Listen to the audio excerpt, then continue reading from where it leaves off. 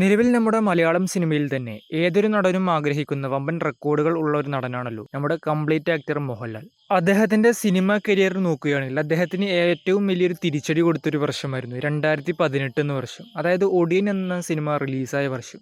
വലിയൊരു ഹൈപ്പിൽ വന്ന് വൻ പരാജയമായിരുന്നു ഈ സിനിമ അന്ന് നേടിയത്. അതിനുശേഷം അദ്ദേഹത്തിന് വലിയൊരു കംബാക്ക് കൊടുത്തത് പൃഥ്വിരാജിന്റെ സംവിധാനത്തിൽ വന്ന ലൂസിഫർ എന്ന സിനിമയാണ്.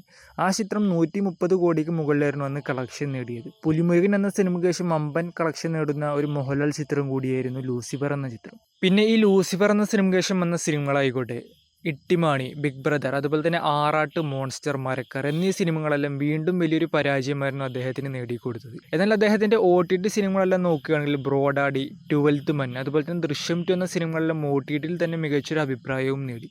തിയേറ്ററിൽ അദ്ദേഹത്തിന്റെ സിനിമകളൊന്നും വിജയിക്കുന്നില്ല. അങ്ങനെ വർഷങ്ങൾക്ക് ശേഷം വലിയൊരു കംബാക്ക് അദ്ദേഹത്തിന് കൊടുത്തത് കഴിഞ്ഞ വർഷം ജിത്തു ജോസഫ് സംവിധാനം ചെയ്തു വന്ന നേരി എന്ന സിനിമയായിരുന്നു.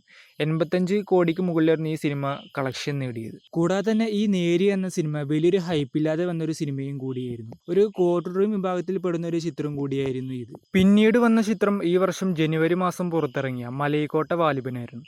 ഈ സിനിമ അത്യാവശ്യം നല്ലൊരു ഹൈപ്പിൽ വന്ന ഒരു LGB ചിത്രം കൂടിയായിരുന്നു. ഈ സിനിമയും തിയേറ്ററിൽ വലിയൊരു പരാജയവും കൂടിയായി മാറി. ഇനി മലൈക്കോട്ട വാലിബൻ എന്ന സിനിമയ്ക്ക് ശേഷം അദ്ദേഹത്തിന്റെ അടുത്ത റിലീസാവുന്ന സിനിമകൾ നോക്കുകയാണെങ്കിൽ അടുത്തത് തരുൺമൂർത്തി സംവിധാനം ചെയ്യുന്ന L360 എന്ന സിനിമയാണ്. ഈ ചിത്രം ഒക്ടോബർ മാസമാണ് ടീം പ്ലാൻ ചെയ്യുന്നതെന്ന് ഇപ്പോൾ അറിയാൻ കഴിയുന്നത്. ഈ വർഷം അവസാനത്തോട് പൃഥ്വിരാജ് ചിത്രമായ എമ്പുരാൻ സിനിമയും റിലീസ് പ്ലാൻ ചെയ്യുന്നുണ്ട്. ഇനി അദ്ദേഹത്തിന്റെ വരാനിരിക്കുന്ന സിനിമകളെല്ലാം നോക്കുകയാണെങ്കിൽ അത്യാവശ്യം നല്ലൊരു ലൈനപ്പ് തന്നെയാണ് അദ്ദേഹത്തിനുള്ളത്. എമ്പുരാൻ, അതുപോലെ തന്നെ L360, റാം എന്നീ സിനിമകളിലും അത്യാവശ്യം നല്ല ഹൈപ്പിൽ വരാൻ പോകുന്ന സിനിമയും കൂടിയാണ്.